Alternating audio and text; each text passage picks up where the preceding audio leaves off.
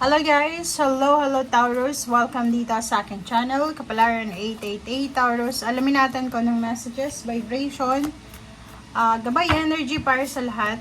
At ay general reading, Taurus, from full moon message to. Full moon message from full moon in Leo, February 12, 2025. Okay? So first card mo dito is True North. Stay true to yourself. So, pwedeng mayroong mga Taurus dito na connected sa mga Pisces, Scorpion, Cancer, or sa Pisces. Literal, kasi dito kung makikita mo, it's a compass direction. So, sinasabi sa'yo dito ng baraha, Taurus, okay, doon tayo sa literal na True North, okay? Hanapin mo, okay, kung may compass ka or cellphone mo, i-download mo, yung compass, hanapin mo yung north na parte ng bahay mo. Ang naglagay ka doon ng cinnamon stick or cinnamon powder. Kasi yun yung financial place sa loob ng tahanan mo or sa loob ng trabaho or kung saan pa. Basta maglagay ka ng cinnamon stick or cinnamon. Dito sinasabi, stay true to yourself. Okay, as much as possible. Maging totoo tayo sa mga nararamdaman natin, maging totoo tayo sa emotions, sa feelings, sa purpose natin. Kasi minsan, meron tayong mga ginagawa, Taurus, na labag sa ating kalooban. So, starting February 12, make sure na gawin mo lang kung ano yung nararapat. Gawin mo lang kung ano yung tama. Okay?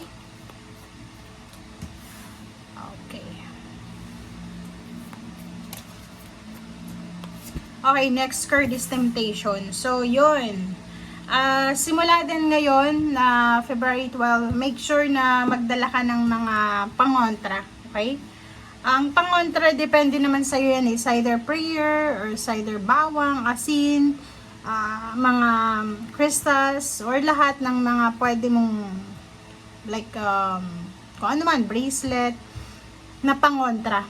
Okay? Kasi, dito sinasabi na you're surrounded ng mga temptation sa paligid mo. Okay. Surrounded ka ng mga taong pwedeng maging rason para hindi mo marating kung ano yung gusto mong marating sa buhay.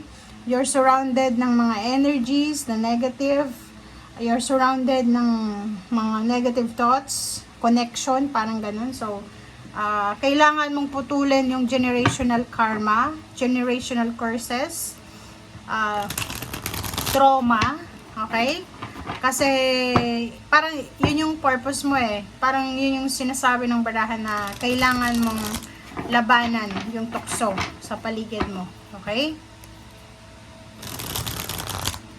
Health, kung halimbawa na may mga health issues ka or ayaw magka-health issues, yun, lumaban ka sa tukso ng bisyo, alak, or anything na makakasira sa health mo.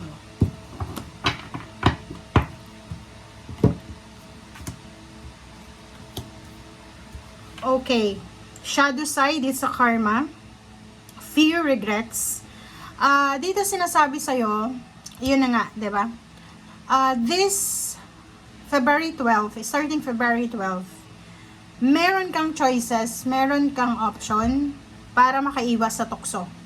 Para makaiwas ka sa pagsisisi, regrets, resentment, grudges. Bibigyan ka ng pagkakataon ng universe na makapili. Okay? May options ka eh.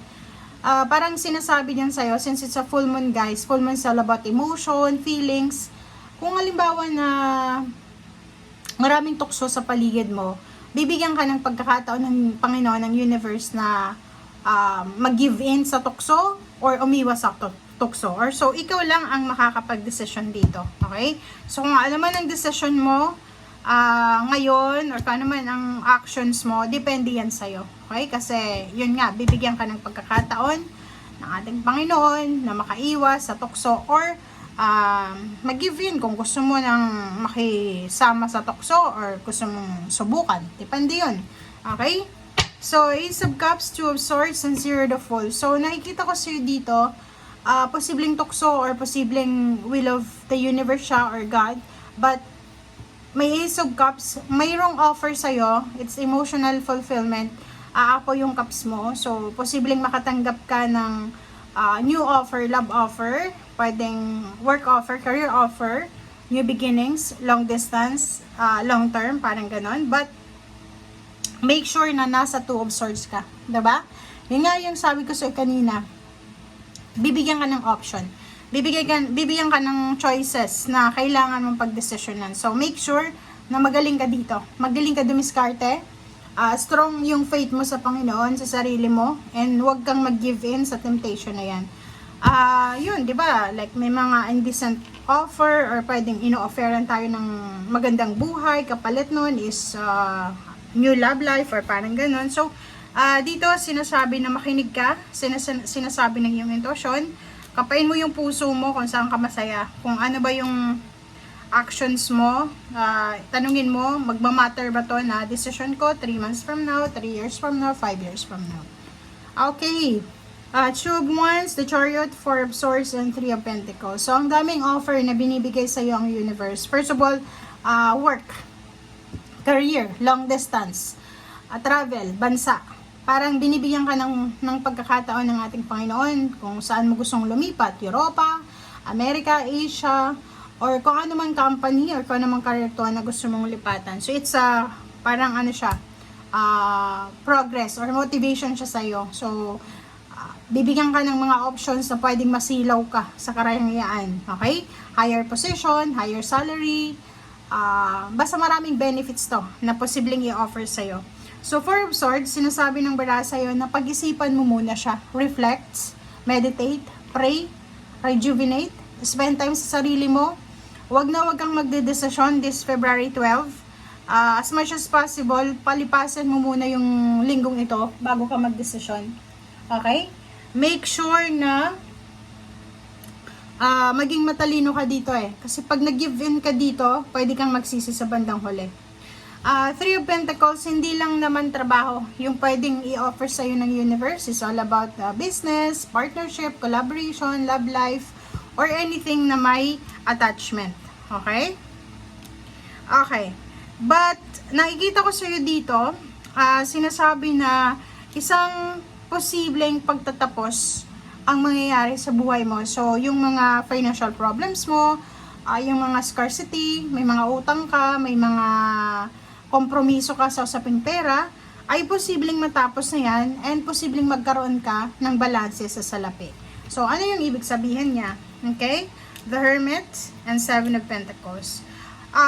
Kung ano man to na gusto mong mangyari sa buhay mo, much better na pag-isipan natin ng mabuti. Huwag tayong magpadalos-dalos kasi kung makikita mo dito, sinasabi na yung kung ano na pinagdadaanan mo sa ngayon, financial problems or even emotional problems, matatapos yan. Kung ano man tong hinihintay mo, darating yan. So, kung ino-offeran ka ngayon ng easy money, easy way, or fast money, parang ganon, wag kang mag-give in dyan kasi temptation yan. Okay? Thank you guys. Bye!